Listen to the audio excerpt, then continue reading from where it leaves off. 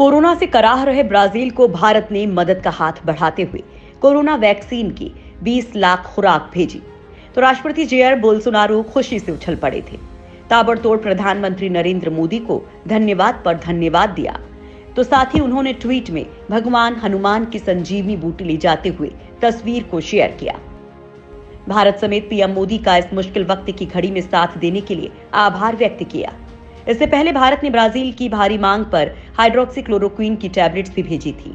तब भी दोस्ती वाला माहौल सातवें आसमान पर था, लेकिन अचानक अब उसी ब्राजील ने भारत को तगड़ा झटका दिया है। हालांकि इस बीच इस मामले में एक बड़ी साजिश की बू भी आ रही है, जो भारतीय वैक्सीन को बर्बाद करने की चाहत रखती है। भारतीय कोरोना वैक्सीन को ब्राजील का झटका। पहले दिया 2 करोड़ वैक्सीन का ऑर्डर, अब लगाई रोक। ब्राजील ने भारत बायोटेक की कोवैक्सीन लेने से इनकार कर दिया है। 2 करोड़ डोज का ऑर्डर ब्राजील ने कंपनी को दिया है। वहां 1 अप्रैल से बड़ा टीकाकरण अभियान चलना था। फिलहाल इस फैसले से भारत बायोटेक को बड़ा झटका लगा है। कंपनी का कहना है कि ब्राजील सरकार की आपत्तियों को दूर करने के लिए बातचीत जारी है। जल्द ही कोई समाधान निकाला जाएगा। ब्राजील ने कहा है कि भारत में बन रही कोवैक्सीन जीएमपी यानी कि गुड मैन्युफैक्चरिंग प्रैक्टिस पर खरार नहीं उतर रही है। भारत में अभी कोवैक्सीन के साथ कोविशील्ड का इस्तेमाल किया जा रहा है। कंपनी का दावा है कि फेज 3 के ट्रायल में कोवैक्सीन की क्षमता 83% मिली है। अमेरिका के बाद कोरोना ने अगर किसी देश में सबसे ज्यादा कहर बरपाया है तो वो ब्राजील ही है। भारत की वैक्सीन को ब्राजील का रेड सिग्नल क्यों? दोस्तों, भारत बायोटेक ने फरवरी के आखिरी सप्ताह में ब्राजील के साथ कोवैक्सीन टीके की 20 मिलियन खुराक की आपूर्ति करने की पुष्टि की थी।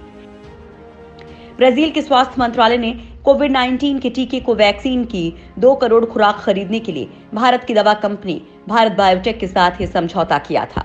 ये समझौता उस दिन किया गया जब ब्राजील में संक्रमण से मौत का आंकड़ा 2.5 लाख तक पहुंच गया। ब्राजील के राष्ट्रपति जेयर बोल्सोनारो की तरफ से बताया गया था कि कोवैक्सीन टीके की 80 लाख खुराक की पहली खेप मार्च में आएगी, लेकिन अब सरकार ने वैक्सीन के इंपोर्ट पर ही बैन लगा दिया है। ब्राजील टीकों की कमी के कारण अपनी 21 करोड़ की आबादी में से 4% लोगों को ही टीके लगा पाया है। ब्राजील ने लोगों में प्रतिरोधक क्षमता बढ़ाने के लिए ही भारत बायोटेक के साथ करार करके वैक्सीन मंगवाने का फैसला किया था। खैर, अब एक्सपर्ट ब्राजील के इस रेड सिग्नल को लेकर अमेरिकी फार्मा कंपनियों पर उंगली उठा रहे हैं। इनमें से ऊपर जिस कंपनी का नाम है वो है फाइजर, जिसे मोदी सरकार ने बाहर का रास्ता दिखा दिया था, क्योंकि ये कंपनी सरकार को ब्लैकमेल कर रही थी कि वो बिना इनके डॉक्यूमेंट्स और ट्रायल के डेटा देखे ही उनकी वैक्सीन को भारत में अप्रूवल दे। जब मोदी सरकार ने अप्रूवल देने से इनकार कर दिया तो ये भारतीय कंपनियों के खिलाफ गंदा खेल खेलने में लग गई है, क्योंकि ब्राजील में इस कंपनी की अंदर खाने सबसे बड़ी पकड़ है। बड़ी बात तो यह है कि भारत बायोटेक ने 8 मार्च को ब्राजील में वैक्सीन के आपात इस्तेमाल के लिए आवेदन किया था और इसी दिन अमेरिकी कंपनी फाइजर ने तुरंत दावा कर दिया कि उसकी वैक्सीन ब्राजील के लिए बेस्ट है। ब्राजील वाले स्ट्रेन पर इसकी वैक्सीन कारगर है। बड़ी बात तो यह है कि अमेरिका की ये फार्मा कंपनी भारत की वैक्सीन को मिली कामयाबी से बुरी तरह से तिलमिलाई हुई है और ब्राजील से मिले बड़े ऑर्डर को लेकर परेशान थी। ब्राजील में भारत बायोटेक उठाएगी ये कदम। हालांकि भारत बायोटेक और उसके ब्राजीलियाई पार्टनर प्रिसिसा मेडिकामेंटोस ने इस मसले पर एक बयान जारी कर कहा है कि वे इस फैसले पर अपील करेंगे और इस बात का सबूत पेश करेंगे कि वैक्सीन के निर्माण में सभी आवश्यकताओं का अनुपालन किया गया है। भारत समेत 5 देशों में कोवैक्सीन के इस्तेमाल को मंजूरी मिल चुकी है। भारतीय चिकित्सा अनुसंधान परिषद के सहयोग से बनी भारत बायोटेक की कोवैक्सीन को जनवरी में राष्ट्रीय दवा नियामक द्वारा आपातकालीन इस्तेमाल की मंजूरी दी गई थी। वैक्सीन को केवल क्लिनिकल ट्रायल मोड में इस्तेमाल की मंजूरी मिली थी। हालांकि बाद में भारत में क्लिनिकल ट्रायल के तीसरे चरण में वैक्सीन की 83% प्रभावी होने के बाद इसके सामान्य इस्तेमाल की मंजूरी दे दी गई थी। भारत बायोटेक का कहना है कि ये वैक्सीन यूके के वेरिएंट के खिलाफ भी प्रभावी है। सरकार ने कहा है कि वेरिएंट के खिलाफ इसके प्रभाव को देखते हुए कोवैक्सीन के कंपोजिशन में किसी फेरबदल की आवश्यकता महसूस नहीं की गई है। तो वहीं एक्सपर्ट्स का कहना है कि भारत बायोटेक को इससे करारा झटका लगेगा। कोविशील्ड को लेकर पहले ही संशय के बादल छा रहे हैं। अब कोवैक्सीन को लेकर उठ रहे सवालों से कंपनी को 2-4 होना होगा। इससे वैक्सीन की साख पर बट्टा लगेगा। कंपनी को तत्काल प्रभाव से ब्राजील के स्वास्थ्य विभाग की आपत्तियों को दूर करने की कोशिश करनी होगी।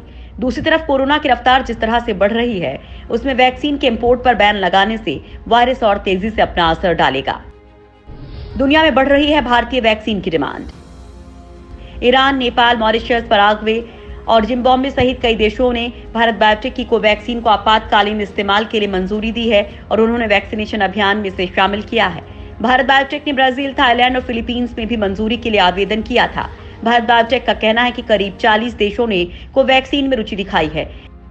वैक्सीन मैत्री पहल के तहत Bharat Maldives, Bhutan, Bangladesh, Nepal, Sri Lanka, Myanmar, Mauritius, Seychelles और खाड़ी देशों सहित 70 से अधिक देशों को कोरोना वायरस के टीके प्रदान कर रहा है। तो भारत में भारत बायोटेक और सीरम इंस्टीट्यूट की वैक्सीन के साथ टीकाकरण अभियान चल रहा है। हालांकि ब्राजील ने जिस अंदाज में इनकार किया है वो शायद दुनिया की दिग्गज फार्मा कंपनियों के चक्रव्यूह की ओर ही इशारा कर रहा है।